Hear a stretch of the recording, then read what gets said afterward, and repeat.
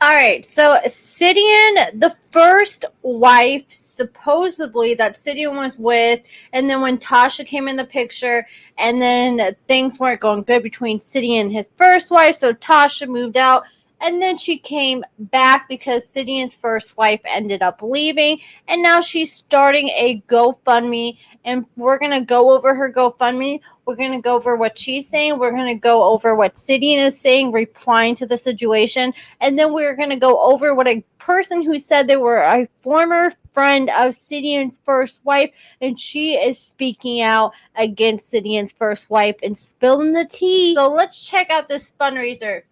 This is Sidian's alleged first wife. It says family court legal funding for mom of two. $20 raised of $20,000. She got one donation yesterday, created 2 days ago.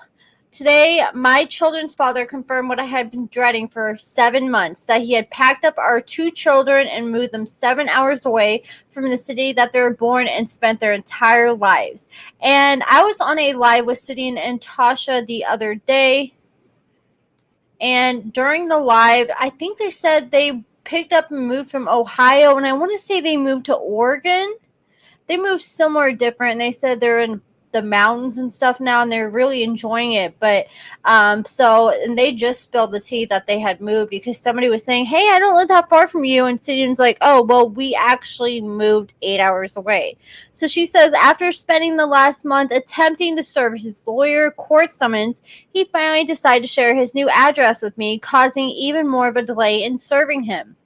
Once I was able to pick myself up off the floor, I knew representing myself in court just isn't going to cut it.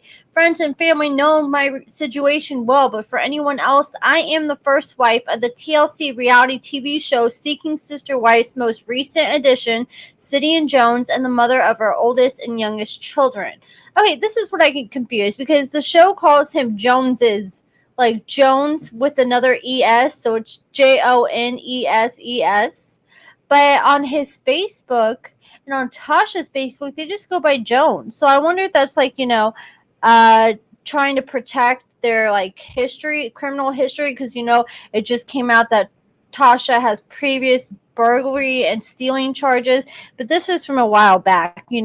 So it says, although we were never married, despite spending 10 years together as a couple, the show states Sid and I were polygamous, which also wasn't true. Regardless, as much as I want my name and my story to remain out of the public eye for the sake of our kids, my desperation has driven me forward. With my children in mind, I will do my best to explain why I'm in this mess. Much will be left out for their sake. Sid was my very first boyfriend, who I met soon after I turned on 18. 9 months later, I became pregnant with our eldest. It was my personal desire for my child to have a present father that kept me in what quickly turned into a tumultuous, toxic relationship for the next decade. He demanded a one-sided open relationship very early on. I was able to eventually disengage that aspect and ignore his persistent need to sleep around for the most part until he moved in Tasha.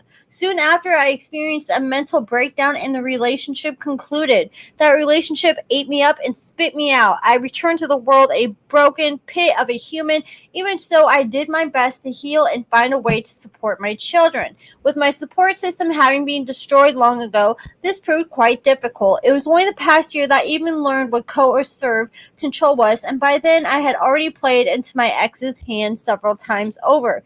The details would undoubtedly make several novels. Fast forward to the very beginning of the pandemic, I lost my job and subsequently my car. Soon after, I lost my home that I shared with my kids, whom I had shared custody with my ex. To this day, I wonder if my ex had a hand in losing my house, as the month prior he had issued another one of his "I'm going to ruin your life" threats, a threat he always carried out in over a dozen ways over the past year since we split.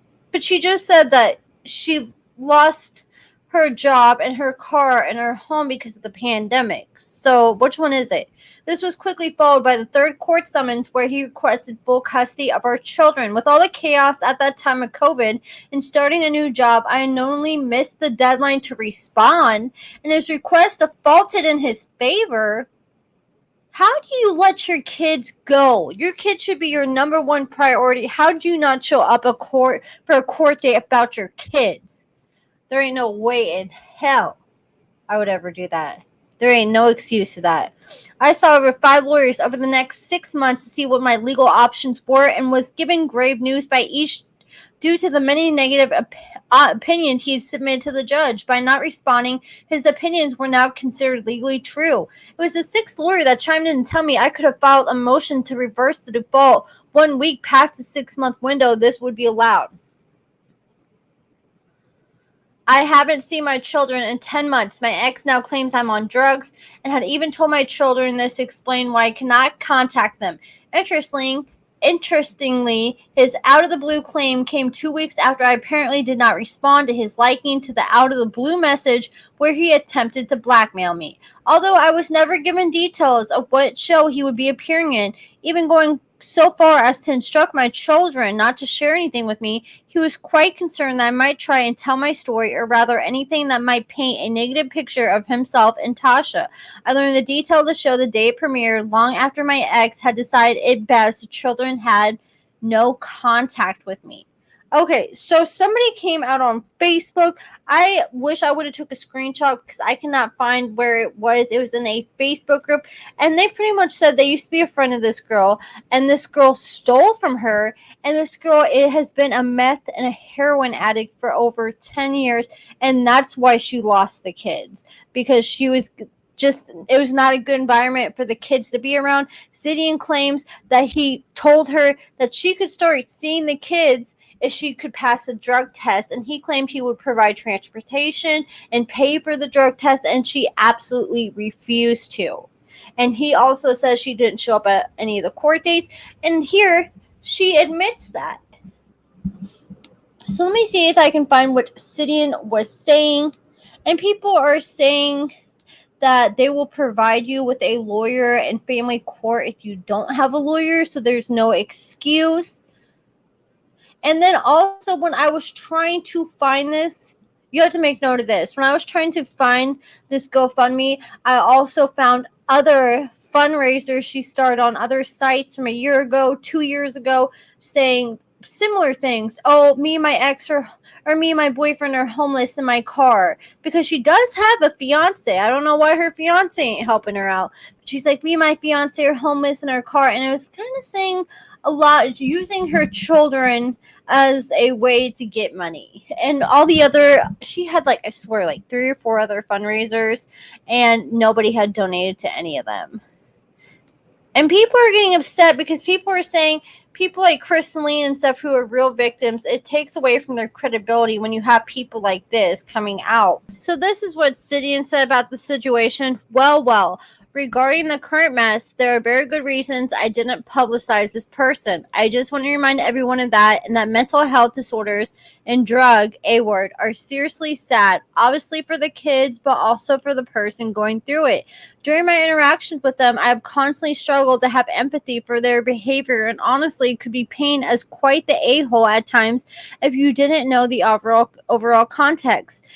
A-word and mental health issues are a hell of a thing to go through with someone. At this time, the only thing important to me about it is that they stay away from my family and get the help they need. So I won't be engaging in any public counterattacks to them. The courts have already decided what needed to be done.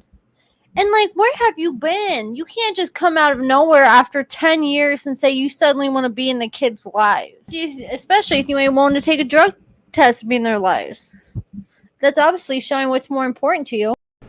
But let me know what you think about all that drama in the comments below. Sidian and Tasha, the other day when I was in their Facebook Live, they also announced that they currently have their eyes on somebody. So, hey, they may be adding another sister wife soon. And Tasha said she doesn't want any babies soon, but she's waiting to get another sister wife into the family and then start family planning and deciding when her and Sidian are going to have a little baby. So that's it for this video. Make sure you hit the thumbs up if you enjoyed this video. Subscribe if you haven't already. And make sure you turn on the bell notification so you don't miss it as soon as I drop another video. Thank you so much for watching.